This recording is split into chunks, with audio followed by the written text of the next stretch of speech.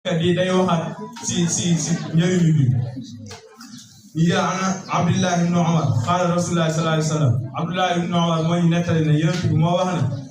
awwalu man yuhaasabu bihi al-abdu yawma al-qiyamati as-salaat fa in salahat salaatuhu faqad aflaha wa in fasadat fasada saa'ira amali nee na keroog yawmal qiyaama julli mooy nekk premier mbir boo xam ne moom la ñu njëkk a liggéey bu xasee baax julli gi bu baaxee jàppal na sa lépp lu doon def baax mais bu julli gi xasee bon moom jàppal na lépp baax lépp yàqu kon nga xam ne julli am na solo toor ñëwee ba keroog yawmal qiyaama xam ne julli mooy nekk premier mbir bi njëkk a réglé si nit nga xam ne kon julli mën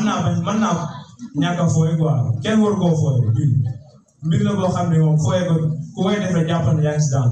danger bu rëy sax yoo xam ne kon julli moom mën naa bàyyi yi gisaat beneen xaalis boo xam ne yu wax si uqubaatu taariku salaat mbugal yi